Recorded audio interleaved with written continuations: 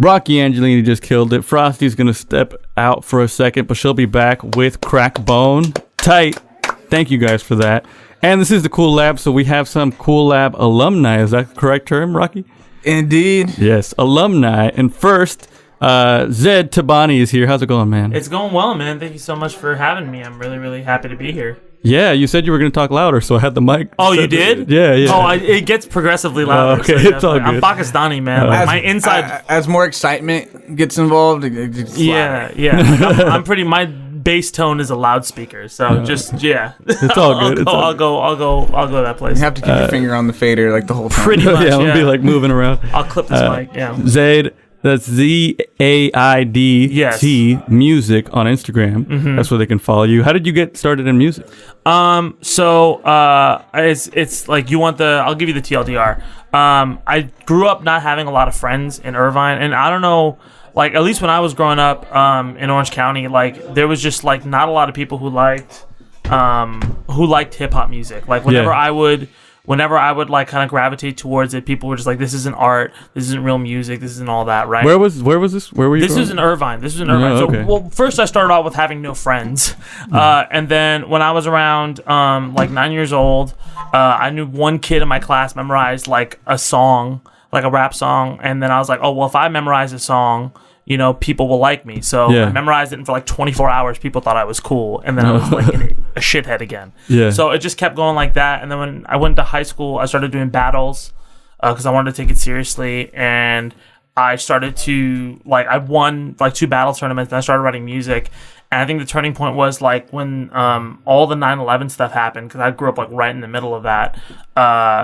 You know, everybody at that time was like, you have to be like super pro-Iraq war and anti-brown people and all this, or you're not American. Mm-hmm. And I was just shut up about who I was all the time. There was a point where I would just not tell people I'm Muslim. Wow. Like, one of my best friends, I was like, I remember like, hey man, I don't want to make you feel bad, but I just want to let you know I'm Muslim, if that's cool. Like, it was like coming out to somebody, wow. You know? And then I listened to like an Eminem record, I remember, and he was just like, the Iraq war is bullshit, all this stuff is, you're gonna get fucking killed over there, like Bush is an asshole. And I was like, you can fucking say this in rap music? And then I started listening to Nas and Pac and all of these like legends, and I just kind of grew into loving it from there. And I just started to be like, all right, this is the best way to express who I am and be who I am without having to like pretend I'm not, you know, Muslim and also American and also a nerd and also like I'll slap you, you know, just that kind of shit. You know, just express who you are. Exactly. I can be the most honest I can be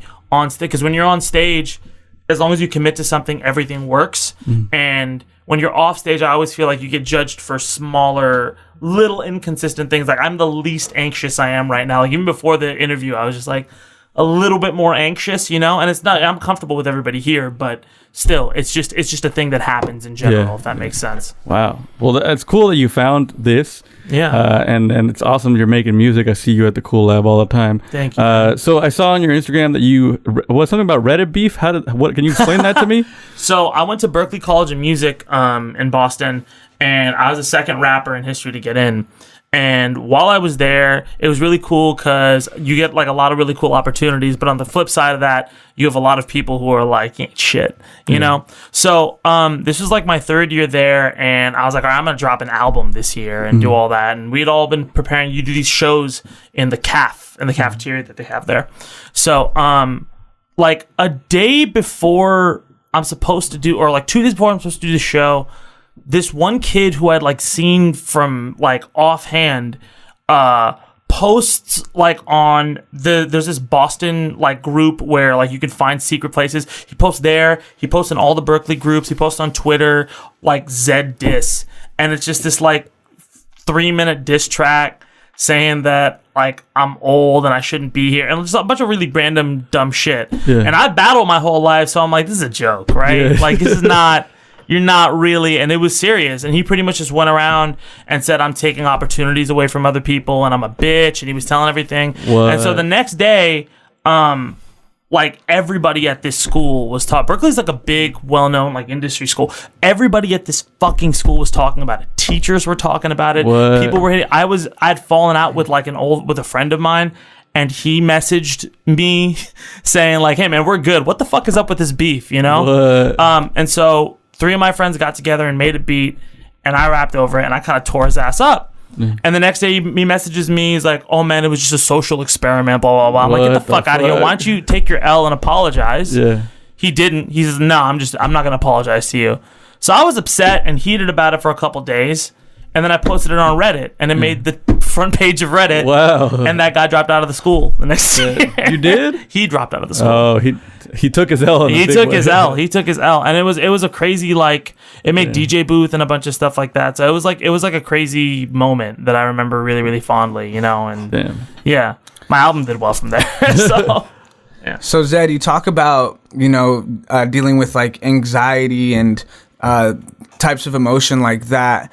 Do you ever feel performance anxiety? And if you do, how do you deal with that anxiety? And this could be for people who, you know, might even want to come perform at the Cool Lab and maybe dealing with those kind of emotions or fears themselves. Because I see, you know, you're doing the thing where you go up to random people in the street and rapping for them, and you're always very active in your performances, but you still speak on these things like anxiety. So what is it like for you to deal with that emotion, and how do you suggest people who may feel the same thing deal with that themselves? Bro, I appreciate that question so much.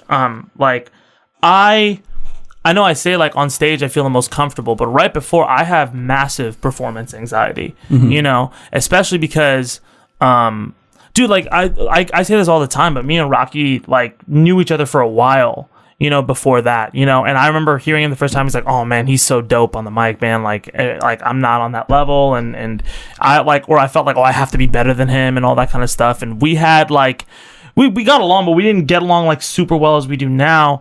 And I remember I would always be anxious when you were about to go on and I was about to, you know, and like even still, like we're good friends, and I'm always like, man, I have to live up to this expectation. Yeah. You know, even last week, like after I got off stage, I was like, I didn't crush it at all. I sucked, right? I think the best thing you can do in those situations is you just have to commit to the jump, right? When you get like, there's times where Rocky will call me on stage. Like even right now, I'm anxious before I'm performing a hard song. Yeah. Like I am very aware that like I can mess this up and fuck it up and do badly, right? You know, or I will hit a flat note when I've practiced so much, right? I think the main thing is that when I get there, you know, like as soon as you say like Zaid Tabani and I have to go up, I'm like, all right, fuck it. I have to do something. You have to make something happen. You're already on the way. I'm already on the way. And that sounds scary, but the thing you should be comforted by is every good thing you do on stage is amplified by 10. All the bad stuff you do is probably not noticed. So like, you have to understand that like whatever I say on stage will be considered and trumpeted, right? Like it's very rare I'm gonna get booed or considered bad, you know, if I'm being myself and if I'm being honest, right? I constantly get anxiety. My thought is that as long as if I acknowledge it too, it's a big thing. Like if I go on stage and I just start rambling, usually it helps a lot with that. I don't know if you guys watch SNL. Bill Hader has massive anxiety, and I was listening to a talk from him, and he was saying like the first thing he would do on when he would go on is he would read the first line of the cue cards deliberately wrong, because immediately he's like, okay, I didn't die. So what's gonna happen? So your biggest fear is already conquered. Yeah. The second I touch the mic, I'm like, all right, well, I'm not dead. You know, that's the first thing. And then if I'm in a good mood, the second I touch the mic is like, oh, I can hear myself. Oh, I'm clear, right? The other part, I talk a lot. The other part that gets tough is there are times where like I'm talking and like the mix is a little bit different, right? And that just happens in general in live, where you can hear yourself less or you can hear yourself more. The second that happens, I get immediately scared. I'm like, this is not going to go well. I have to overcompensate. And the first thing I remember, the one thing that always gets me is like I'll always look at people directly in the crowd and I'll make my performance to them. If you're doing your performance to yourself, that's when you get more anxious. If you do your performance to other people in the crowd and you have a conversation with them, it's so much more open. The random street raps thing, the scariest part of that is the approach to people. After I'm done with my spiel, if they say no, if they say yes, I'm good. I just went up and said, I'm getting interaction, right? And usually, 9 times out of 10, even if people have like a frown on their face, which I don't usually approach, but sometimes I have to, they're usually super warm, like, oh, no, thank you, not right now. Or sometimes they're like, yeah, sure, let's try it out. And that's the best feeling. Because it's just like, all right, I'm going to get to have fun. I get to rap right now for these people. I get to enjoy myself and have a good time. I can't think of a better lead up to the performance, but before we get to that performance, plug your Instagram, because that's where you post the videos of you performing, right? So I do a thing called Freestyle the News on there too. So my Instagram is ZAID T Music. That's Zaid T Music. You pronounce my name Zed, but it doesn't matter. Just ZAID T Music. And I have an EP on Spotify. I have EP, 2 albums on Spotify, and I'm releasing another EP in a couple weeks too. So what's the name of that? I wanted to plug that too. It's called Better Late Than Never is the EP. And the next EP, I don't have a name for it yet, but this song that I'm about to do is right off of it. Oh, nice.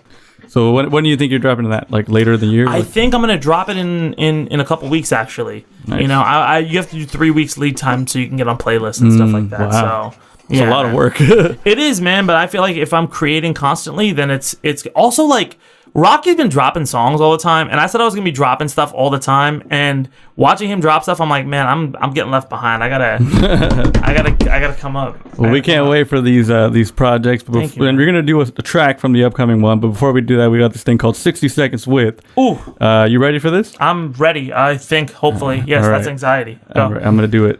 3, 2, 1. Favorite comic book character?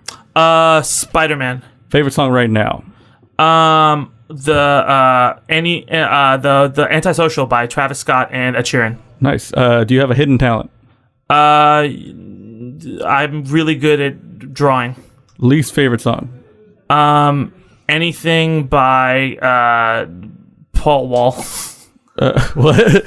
First name of your first crush? Katie McKenzie. First song you illegally downloaded? It was the Gundam Wing opening theme in Japanese. Childish Gambino or Frank Ocean? Oh, Gambino. Rappin' Drake or Sad Drake? Rappin' Drake. Early 2000s or early 90s hip hop? Why you do that to me? Early 90s is better, but I have a soft spot for the early 2000s. Hey, and one word to describe your favorite thing about hip hop? Infinite. And that was 60 seconds exactly. With Zed, Rocky Angelini. Do the little intro, Rocky. Let's get this started. Now, next up, I've seen this man kill off an MC's career and then kill off the zombie. His music put me in Nirvana.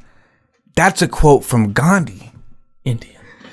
Let me hear y'all make some noise for the one and only Zaid Tabani.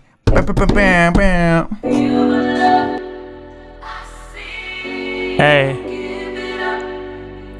I appreciated that intro.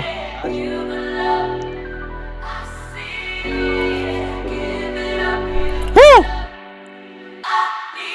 Oh, I just got fired from my last job. Type of body everybody wanna pass on. Got a couple friends that be getting passed on. How many times? Me, I can tell me how to wax off. Oh, I'm about to go and get a track off. I need some haters just to tell them how to back off. I used to have them, but I lost them at the last brawl. I'ma have them yelling back at me when I blast off. Oh, oh, oh, oh. Rather have L's than a no-show. Everybody telling me go slow. Some of y'all records got no gold. Some of y'all fuckers got no soul. Spotify, no sold. Boston winters that get so cold. California winter got no snow. I'm back out, the rhythm is outrageous. In your town, I already got pages. More bars down, I'm ready to hit stages. Feel myself, I guess that I just made it. Double XL freshman, give me the damn waitlist. Want the whole world, I swear that I'm that patient. Mr. Last girl that said that I go places. Proud man, shh, soon as I might say shit.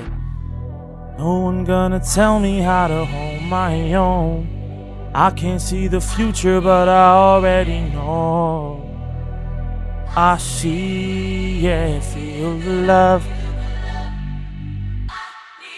Oh, here goes nothing. Everybody bluffing about my shit when I wasn't. Talking about And well, I wasn't. A couple of more years, you ain't fitting my budget. A couple of more fears, I got me like 5 dozen people who talk shit. Get all their likes from it, I'm coming up top tier. I'll do it in one summer. All you do is complain and listen to Joe Budden. Taking the whole summit to come up with what I wanted, and everybody been popping on that email shit. Instagram famous, put you on playlist. Label may book you, but they keep your tips. I'm out of the Burke bubble, I barely got work from it. Go to the same parties, everyone stand drunk and they playing up all the shit to the people they can't fuck with. I don't know what I'ma say, but I don't gotta prove nothing to anybody who wants it. I'm about to do it, I never needed a caution. My whole life is shadow of the Colossus, fighting all of the bosses. Non-stop dope, I never needed a pause shit. Find me in your city, I'll show you where the applause is. From the competition, I buried the whole roster. Find me at the line, I swear that I might cross it. Every legendary, I swear that I ain't dropped yet.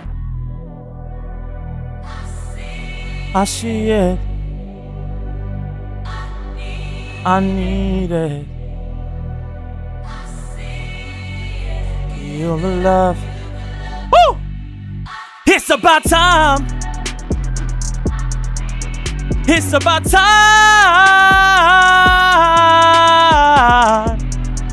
Yeah. Look, it's about time. Oh. You may never hear this song. You may never hear me sing. You may never watch my part, but you can say my name. Fuck me up how you like it. I got 100 people I vibe with. I'm the next Avengers, no sidekick. Ain't nobody else I know write this. I ain't waiting for nobody else drop shit. Everybody we making the same pop hit. I'm about to turn your city into an option. I'm about to turn your apartment into a mosh pit. I'm about to turn your label into a drop shit. You motherfuckers all just wanna talk shit. You better say my name when I'm talking. You better say my name when I walk this. I need it. It's about time.